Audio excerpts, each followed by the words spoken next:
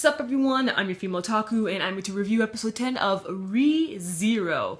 And with this episode we find out that Subaru did not die, but will die within half a day, as Betty says, because Betty, she went to go take care of the curse with all the other children, who got cursed last week. So she took care of that, but then went to talk over to Subaru and said that the mob beasts bit him so much, after each bite that inflicts more and more curses on him, and now they're basically all tangled up inside him and it's too much to try to deactivate it. Therefore, Subaru is going to die in about half a day, because now the mob beasts, when they get their mana back, they're going to track him down for food. In the meantime, Rem goes into the woods, and she's been possessed by her demon self. We get to learn more about demons. When it comes to twins who are demons, they each get one horn, while regular demons, they just get two horns. And a long time ago, Ram actually lost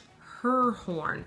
It kind of makes me think. I remember a couple episodes back, Rem talked very highly of Ram, even though Rem was better at everything, with household chores, with what we knew at the time, before we knew about them being demons and everything like that, far back, like episode 5. And I always wondered, why did Rem think so highly of Ram? It couldn't just be because Ram is the oldest by, a couple of minutes or so. Therefore, we all assume, we theorycraft, that Rem must be a really powerful demon, since, at the time, it was hinted that they were demons before it was actually revealed last week.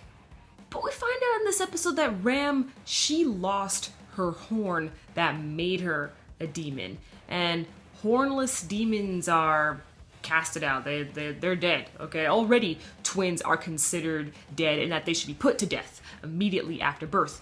But Rem and Ram were spared. Perhaps Rem feels pity towards her sister and wants Ram to feel like she's still important, even though Ram isn't good at household chores and isn't a demon anymore.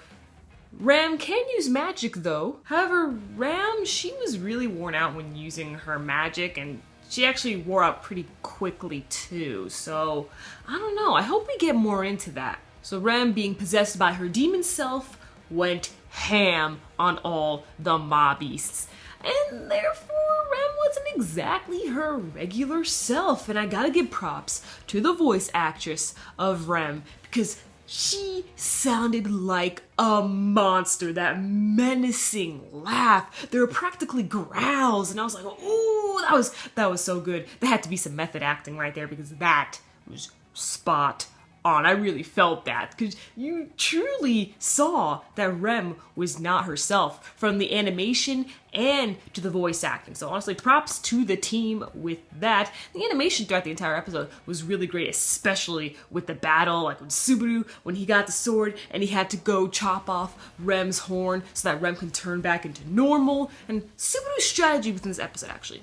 Subaru and Ram went to go to save Rem. Ram was actually more open this episode, and I was really surprised, because Ram really likes to keep to herself. She usually just bombards Subaru with a bunch of insults, always calling him Barasu and things like that, but this time she was rather open, and I like that. In fact, she even trusted Subaru. Even though he swung her, she still trusted him. And Subaru had a moment of weakness when he had to go chop off Rem's horn, but then he quickly bounced back and went to go chop it off again, and that's how the episode ends. We don't see him chop off the horn, but maybe we can assume that he did. I don't know, some people are probably going to think of that as a cliffhanger. I don't really think of it as a cliffhanger so much, because you could easily assume what happened, but I don't know, I could be wrong. I mean, I did assume last week that Subaru died, and it wasn't the case. But no, back to Subaru and his strategy. He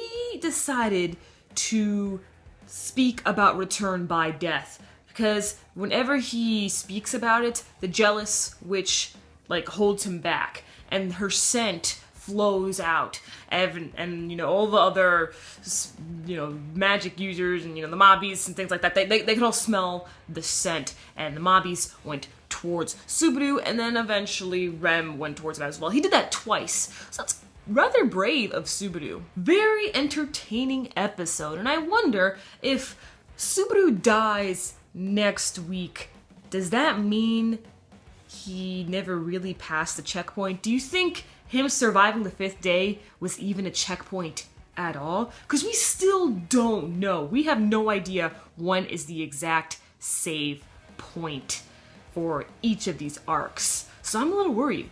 If Subaru only has a couple more hours to live with next week's episode, will he have to go all the way back to his first day over at the mansion? Probably not, due to pacing issues at the moment, because from what I hear, this arc should be wrapping up soon, so Subaru most likely passed the checkpoint, but still it's something to think about, you know? Maybe if he dies next week, he goes back to earlier that day when he woke up with the kids all saved and everything like that. Hopefully that's the case. But in the end, we will just have to see. So catch me tomorrow as I upload a vlog, and I'm gonna actually upload a silent voice tomorrow, since, you know, I don't really have stuff to upload on Mondays, so, you know, I'm gonna have the vlog tomorrow, and I'm also gonna have a silent voice volume 4 review tomorrow instead, just to keep you guys a little busy with something. I'm your female otaku, sayonara.